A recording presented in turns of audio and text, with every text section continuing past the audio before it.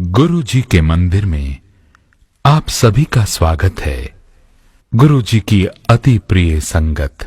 गुरु जी अपनी संगत से बेहद प्यार करते हैं और इसीलिए गुरु जी ने इस मंदिर, जिसको बड़ा मंदिर के नाम से भी जाना जाता है, का निर्माण अपनी संगत के कल्याण के लिए करवाया। गुरु जी के शब्दों में, मैंने इस शिवलिंग में इतनी शक्ति समाहित कर दी है जितनी 12 ज्योतिर्लिंगों में मिलाकर भी नहीं है। जो भी इस मंदिर के साए से भी गुजर जाएगा उसका कल्याण भी निश्चित है। गुरु जी का वर्णन शब्दों से परे है, इसीलिए संगत की व्यथा और कष्ट अपने शरीर पर लेने में उनको तनिक भी संकोच नहीं होता था। शिव स्वरूप वो संगत के कष्ट रूपी विष को अपने शरीर में धारण करने के लिए ही तो आए थे। सच पूछिए, गुरु जी कहीं गए नहीं हैं। आज भी अपनी संगत के बीच अपने आसन पर विराजमान होकर अपनी संगत पर कृपा दृष्टि से संगत के कल्याण हेतु हर समय तैयार रहते हैं। संगत जब भी हृदय में श्रद्धा, विश्वास और प्यार लिए हुए गुरु जी की शरण में आती है तो गुरु जी उनका कल्याण करने में एक क्षण की भी देरी नहीं करते। गुरु जी कहते हैं कि मेरे नाल सिद्धि तार जोड़ के रखो। गुरु जी की कृपा अपने आप में विशाल सागर है। वो आपको सब कुछ देने की क्षमता रखते हैं, लेकिन समय वो खुद सुनिश्चित करते हैं कि कब किसको क्या दिया जाए। गुरु जी को अनुशासन एवं सफाई से बहुत लगाव है।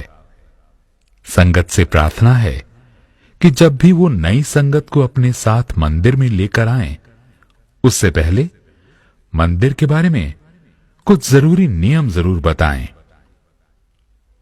गाड़ी पार्क करते समय सेवादार जिस प्रकार से और जहां पर भी आपको गाड़ी खड़ी करने के लिए कहे, उसकी बात को अवश्य माने। उद्देश्य बस वही कि आने जाने में संगत को कोई भी असुविधा ना हो। और हां, गाड़ी में अपना कोई भी कीमती सामान ना छोड़ें। गाड़ी खड़ी करने के उपरांत शू स्टैंड पर ही अपने जूते उतारें। हाथ धोने के पश्चात सबसे पहले अपना मोबाइल फोन स्विच ऑफ करें और साथ ही ऑफ करें अपने अहम को, अपनी ईगो को, क्योंकि गुरुजी कहते थे, जद जुत्ती बाहर लांदे हो तां अपनी मैं नूं ही उहदे नाल ही बाहर रख के आओ। उसदा इत्थे कोई काम नहीं। मुख्य प्रवेश द्वार से अंदर आने पर गणेश जी बड़ी उत्सुकता एवं प्रेम के साथ गुरु जी की संगत का स्वागत करते हैं। गुरु जी की समाधि स्थल पर प्रवेश करने से पहले कोई भी बैग इत्यादि अगर आपके पास है तो उसे समाधि स्थल पर अंदर मत लेकर जाएं। समाधि स्थल पर ना अखंड ज्योति को और ना ही समाधि को छुएं। समाधि स्थल पर सेवादार की बात का पूर्ण रूप से अनुसरण करें। समाधि स्थल पर गुरुजी को प्रणाम करके आपके हृदय में स्वयं ही एक आभास हो जाता है कि आप यहां पर गुरुजी की आज्ञा एवं आदेशानुसार ही आए हैं और आपके जाने बिना ही आपकी परमात्मा की खोज पूरी हो गई है। आपने पूर्ण गुरु को प्राप्त कर लिया है और एक अनोखा बंधन आप और आपके आराध्य के बीच स्थापित हो गया है। समाधि स्थल से आप सीधा मंदिर के मुख्य हॉल की तरफ प्रस्थान करें। गुरु जी को प्रणाम करने के बाद आपको जिस जगह सेवादार बैठने के लिए कहे, कृपया वहीं पर प्रेम पूर्वक बैठ जाएं।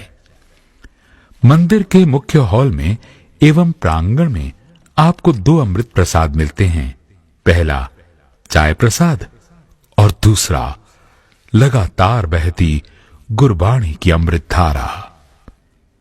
ये चाय प्रसाद आपके लिए ब्लेसिंग्स हैं। इसे जब तक सेवादार आपसे ना कहे किसी दूसरी संगत को पास ऑन ना करें। आप सभी से निवेदन है, चाय प्रसाद की आखिरी बूंद तक आप प्रेम पूर्वक ग्रहण करें। गुरुजी किसी प्रकार का प्रवचन नहीं दिया करते थे, बल्कि अपने सामने बैठाकर संगत को गुरबाणी की अमृत धारा का प्रवाह पिन ड्रॉप साइलेंस में सुनवाते थे। संगत को सारे प्रश्नों के उत्तर गुरबाणी से मिल जाते हैं। जब मुख्य हॉल से लंगर हॉल तक जाने के लिए सेवादार संगत को उठाते हैं, तो कृपया सेवादार जब जिसे उठने के लिए कहे वही उठे और अनुशासन यानी डिसिप्लिन का खास ध्यान रखें। लंगर हॉल में जाते समय इस बात का ध्यान रहे कि चटाई पर पैर ना रखें, क्योंकि इसी चटाई पर लंगर प्रसाद ग्रहण किया जाता है। संगत के 4 लोगों को बिना किसी भेदभाव के गुरुजी एक साथ एक थाली में लंगर प्रसाद ग्रहण करवाते हैं। आप किसके साथ लंगर करेंगे ये गुरुजी निर्धारित करते हैं। इसलिए लंगर में बैठते समय अपने फैमिली मेंबर्स को ढूंढने में समय व्यर्थ ना करें।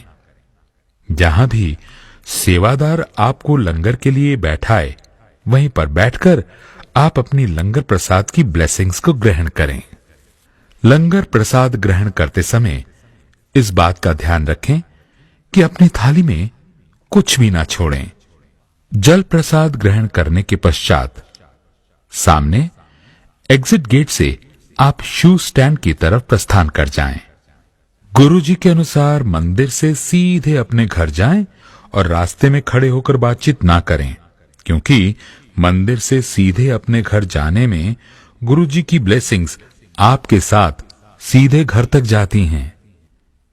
याद रहे, अनुशासन मानवता की शक्ति है और मानवता की राह पर चलकर ही परमात्मा को प्राप्त किया जा सकता है। जय गुरु जी।